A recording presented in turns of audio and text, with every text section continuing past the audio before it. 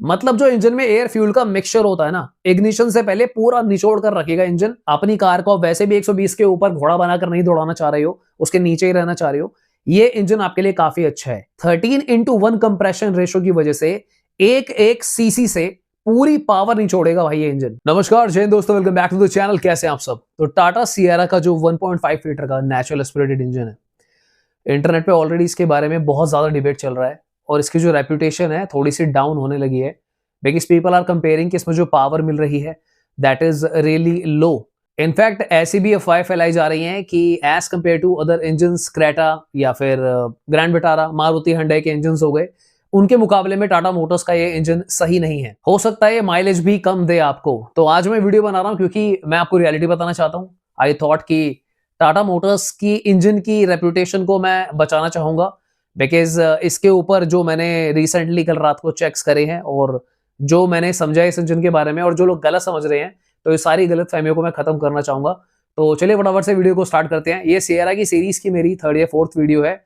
आप बाकी वीडियोस भी जाके देख सकते हो जहां पे मैंने इसके वेरिएंट कंपैरिजन और साथ ही में इसके जो रैंडम अननोन फैक्ट्स हैं उनके ऊपर भी वीडियो बनाई हुई है। सो इस वीडियो का जो कोर टॉपिक रहने वाला है, क्या ये 1.5 नेचुरल एस्पिरेटेड इंजन जो है अंडर पावर इंजन है? क्या ये इंजन बाकी 1.5 इंजन से बेकार है या फिर अच्छा नहीं है? क्या आपको ये इंजन लेना चाहिए या फिर नहीं लेना चाहिए? सबसे पहले मैं आपको इस इंजन के बारे में कुछ चीजें बताता हूं जो आपको पता होनी चाहिए। This engine is future emission ready, यानी कि अभी तक जितने भी मार्केट में इंजन अवेलेबल हैं वो E20 फ्यूल के लिए कंप्लाइंट है, रेडी है। बट ये जो इंजन है ये फ्यूचर एमिशन रेडी है। E27 को ये इजीली हैंडल कर पाएगा और इनफैक्ट जो अर्ली वेव आएगी E30 की, उसको भी ये काफी हद तक मैनेज कर सकता है, क्योंकि इस इंजन का जो कंप्रेशन रेशो है दैट इज 13:1 कंप्रेशन रेशो। अगर मैं बात करूं कंपटीशन में आने वाली बाकी गाड़ियों की या फिर 1.5 इंजन की, तो उनका जो कंप्रेशन रेशो है वो 10:1 या 5 के अराउंड है। अब आप सोच रहे होंगे कि कंप्रेशन रेशो से क्या होता है, वो तो मैं आपको बताऊंगा ही, क्योंकि ये वीडियो थोड़ी सी लेंथी होगी। अगर आप एक कार लेने की प्लानिंग कर रहे हो तो पूरी देखना। इसके अलावा इस इंजन को जिस तरीके से डिजाइन किया गया है, बनाया गया है, इसके जो कंपोनेंट्स यूज करे गए हैं इंजन में, ये जैसा मैंने आपको बोला फ्यूचर एमिशंस के लिए भी रेडी है।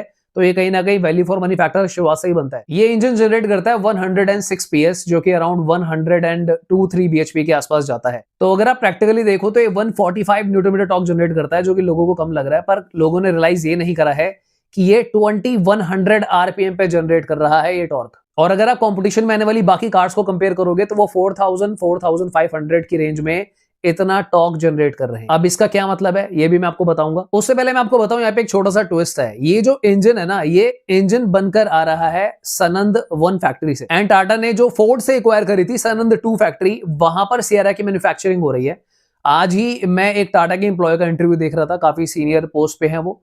तो उन्होंने ये बताया है कि जो फोर्ड का प्लांट है, यानी कि जो टाटा मोटर्स ने फोर्ड से अब एक्वायर कर लिया है, वहां का जो लीडरशिप स्टाफ था ना, लाइक जो वहां पे ओल्ड एम्प्लॉइज थे जिनको काफी नॉलेज थी, उनको भी रिटेन करा गया है। तो कहीं ना कहीं सिएरा की प्रोडक्शन में या फिर इसके इंजन मैन्युफैक्चरिंग में बहुत सारे लोगों का दिमाग चल रहा है, कुछ फोर्ड के लीडर्स का भी दिमाग है। और मैंने आपको पहले भी बताया है कि इस इंजन के जो रूट्स हैं सेलेंटिस से हैं, तो ये कई हाथों के नीचे से गुजरता हुआ आ रहा है। यानी कि इस इंजन को बनाने में किसी पर्टिकुलर आदमी का दिमाग नहीं है, अलग अलग जोन्स से आती हुई टीम्स का दिमाग है। चलो अब बात करते हैं कि 13:1 कंप्रेशन रेशियो जो आ रहा है और साथ ही में ये जो लोअर आरपीएम्स पे आपको हायर टॉर्क दे रहा है, इससे आपको क्या बेनिफिट है एज अ कस्टमर। सबसे पहले इस इंजन की जो स्मूथनेस है वो एक्सीलेंट होने वाली है, जो कि अगर आप लोगों के माइंड में अगर कोई डाउट हो कि टाटा के इंजन में वाइब्रेशन आती है, जो कि पुराने इंजन में इनके फीडबैक ऐसा रहा भी है। और कई सारे लोग तो इसको नेक्सॉन से ही कंपेयर कर रहे हैं कि वहां पे 118 bhp है और नेक्सॉन छोटी कार है तो पावर टू वेट रेशो कम है।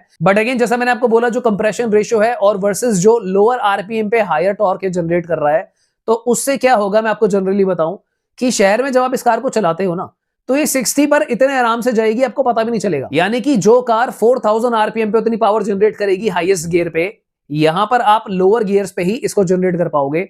और साथ ही में ये 6 गियर ट्रांसमिशन है, तो इससे आपको बेनिफिट क्या है, जब आप हाईवे पे होगे, हाईवे पे आप 6th गियर के साथ ज्यादा लोअर आरपीएम्स पे ड्राइव करके इसको 80 पे ज्यादा माइलेज अचीव कर पाओगे। ये करना टाटा की मजबूरी भी थी, क्योंकि सिएरा कोई हल्की गाड़ी नहीं है। सेगमेंट में जो बाकी गाड़ियां आ रही हैं, अच्छी बात है, वो सेफर होती जा रही हैं। पर कहीं ना कहीं टाटा की जो ओवरऑल बिल्ड क्वालिटी होती है, आप सबको पता है, गाड़ी का जो ओवरऑल वेट होता है वो काफी ज्यादा होता है, तो उसके हिसाब से इस इंजन को ट्यून करा गया है। अब मैं आपको बता दूं कि हायर कंप्रेशन रेशो की वजह से जो इसकी थर्मल एफिशिएंसी है ना, वो भी काफी अच्छी रहेगी, जिसकी वजह से माइलेज काफी अच्छी आएगी, क्योंकि आपको जो टॉर्क मिल रहा है वो लोअर आरपीएम्स पे बेटर परफॉर्म कर रही है। इंजन को रेव ही नहीं करना पड़ रहा आपको, 2200 आरपीएम के आसपास ही आपको बेस्ट टॉर्क मिल रहा है। यानी कि जो अर्ली टॉर्क आप ले रहे हो तो लेस थ्रॉटल करोगे आप सिटी में, तो सिंपल सी बात है, जब आप शहरों में चलाओगे तो ये माइलेज आपको अच्छी देगी। नेक्स्ट बात करते हैं 106 पीएस की, या फिर जो उसका 102 बीएचपी निकल कर आ रहा है। तो यार देखो, ये जो पावर है ना, अगर आप कंपटीशन में देखते हो तो विक्टोरियस में भी इतनी पावर आती है, पर वहां पे कंप्रेशन रेशो अच्छा नहीं है और 6 गियर ट्रांसमिशन भी नहीं है। इनफैक्ट जो टॉर्क अर्ली आपको टाटा के इंजन में ज्यादा मिल रहा है रेवोट्रॉन में, वो आपको सुजुकी के 1.5 इंजन में देखने को नहीं मिलता। तो ओवरऑल ये जो गाड़ी है, ये जो इंजन है, आपको अच्छी परफॉर्मेंस निकाल कर देगा ही देगा माइलेज के साथ। अब क्योंकि ये 4 सिलेंडर इंजन है, 4 सिलेंडर इंजन का ट्रेट होता है, वो साइलेंट होते हैं, स्मूथ होते हैं, और यहां पर तो आपको पावर डिलीवरी भी अर्ली मिल रही है टॉर्क की वजह से लोअर आरपीएम पे, तो कोई पावर लैग जीरो है। अगर आपको हिल्स पे चलाना हो तो वहां पे भी शानदार है। शहरों में जब आप बम्पर टू बम्पर चलाते हो तो शानदार पावर डिलीवरी आपको देखने को मिलेगी। जो इसका एक्सेलरेशन है, आप इमेजिन करो, काफी लीनियर एक्सेलरेशन आपको देखने को मिलने वाला है। यहां पर मैं आपको एक चीज बताकर चलूंगा दोस्तों, आप इस इंजन को स्पोर्टी मत समझना। मैंने अपनी पुरानी वीडियोस में कहा था ये इंजन बहुत पैपी होगा, क्योंकि मैंने कल क्लियर किया था कि टाटा की पीआर मीडिया ने क्या किया, शुरुआती दिनों में 120 बीएचपी दिखाया इस इंजन की पावर को, अगर मैं एनए इंजन की बात करूं। अब हो सकता है वो लोग गैस कर रहे हो, या फिर अपने जो भी ट्रैफिक को जनरेट करने के लिए उन्होंने 120 एचपी डाल दिया। तो जहां पर हम इस इंजन की बहुत तारीफ कर रहे हैं, तो मैं एक चीज आपको बोलना चाहूंगा, this is not a sporty engine. इसका मतलब है कि ये जो 1.5 रेवोट्रॉन इंजन है, ये day to day daily life के लिए बनाया गया है, ताकि अच्छी माइलेज आपको दिखाई दे। हाईवे पर अगर आप इसको चलाओगे तो ऐसा कुछ नहीं है कि चलेगा नहीं, बहुत धीरे चलेगा, आप मतलब 100-120 पे बढ़िया क्रूज कर पाओगे। अब आपके माइंड में बिल्कुल आ सकता है कि भाई क्रेटा है, जैसे उसकी पावर तो ज्यादा है, तो क्या होगा। तो टाटा सियरा का जो एनए इंजन है, वो क्रेटा का एनए इंजन को बीट नहीं कर पाएगा अगर आप उससे ड्रैग रेस करोगे। जैसे ही हायर आरपीएम पे भागने की बात आएगी तो क्रेटा ही आगे निकलेगी, या फिर अगर आप इसको एलिवेट से एनए इंजन से रेस लगाओगे तो एलिवेट भी आगे निकल जाएगी, क्योंकि वो लोग जो है पावर डिलीवरी उनकी हायर आरपीएम पे काफी अच्छी हो जाती है। अगर आपका गोल ये है कि आपको शहरों में बेहतरीन माइलेज चाहिए, हिल्स पे आप एक स्मूथ ड्राइविंग एक्सपीरियंस चाहते हो, अपनी कार को वैसे भी 120 के ऊपर घोड़ा बनाकर नहीं दौड़ाना चाह रहे हो, उसके नीचे ही रहना चाह रहे हो, ये इंजन आपके लिए काफी अच्छा है। 13:1 कंप्रेशन रेशो की वजह से एक सीसी से पूरी पावर निचोड़ेगा भाई ये इंजन। मतलब जो इंजन में एयर फ्यूल का मिक्सचर होता है ना, इग्निशन से पहले पूरा निचोड़ कर रखेगा इंजन, और एक सीसी आपको भैया बिल्कुल पावर का एहसास कराएगा, जिसकी वजह से माइलेज भी आपको बेहतरीन देखने को मिलने वाली है। अब मैंने इस इंजन के ट्रेड्स आपको सारे बता दिए हैं, बट यहां पर एक चीज मैटर करती है कि how this engine was engineered actually, क्योंकि उस ट्रेड्स को यूज करना, चीजों को यूज करना, वर्सेस उसको आपने करा कैसे है। फॉर एग्जाम्पल, अगर आप 2 लोगों को पेंटिंग दोगे करने के लिए, आपको 2 लोगों को ना सेम ब्रश मिलेगा, सेम रंग मिलेगा, सेम औजार मिलेगा, पर मैं क्या चित्र बना रहा हूं और दूसरा चित्र क्या बना रहा है, दैट मैटर्स अ लॉट। पर जितना हम टाटा मोटर्स को जानते हैं, जितना इस बार उन्होंने फोकस करा है, I am pretty much sure कि इसकी जो इंजीनियरिंग है बिल्कुल ए क्लास हुई है, एक नंबर हुई है। एंड इनफैक्ट जो 1.5 टर्बो है, वो इसी इंजन के ऊपर टर्बो यूज हो रहा है, तो वो कोई अलग इंजन नहीं है, सेम इंजन है, बस एक टर्बो है और एक नॉन टर्बो यूनिट वाला इंजन है। तो क्या ये इंजन आपको लेना चाहिए? मुझे लगता है आपको बिल्कुल इस इंजन को लेना चाहिए। शहरों के हिसाब से this is a great engine.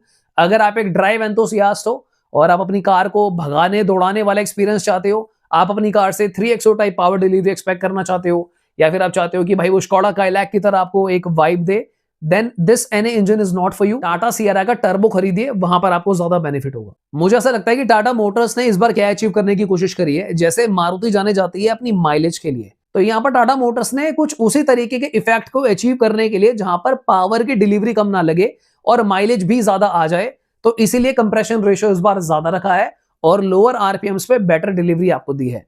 तो मुझे ऐसा लगता है क्योंकि कार का वेट भी ज्यादा है, तो कहीं ना कहीं आप ऐसा मत सोचना कि इसकी माइलेज जो है विक्टोरियस ब्रेजा जैसी गाड़ियों से ऊपर चली जाएगी, ये उसके आसपास जरूर आएगी। तो यानी कि जो सियरा का भारी वजन है, उसको ये बैलेंस करते हुए जो पावर डिलीवरी आएगी, बहुत अच्छी आपको माइलेज मिलेगी। बाय एनी चांस अगर ये इंजन टाटा ने नेक्सॉन में लगा दिया, तो ये ब्रेजा विक्टोरियस जैसी गाड़ियों से ज्यादा माइलेज देगा, क्योंकि नेक्सॉन का वजन कम हो जाएगा और वहां पर लीनियर पावर डिलीवरी आपको देखने को मिलेगी लोअर आरपीएम्स में। ऑलराइट दोस्तों, तो फिर आज की वीडियो के लिए इतना ही। मुझे लगता है हमने काफी सारी बातें ऑलरेडी कर ली हैं। आप सियरा के ऊपर मेरी बाकी वीडियोस को भी चेकआउट कर सकते हो। Please consider subscribing the channel. मिलते हैं दोबारा किसी और दिन। Thank you so much for watching. Bye bye, take care.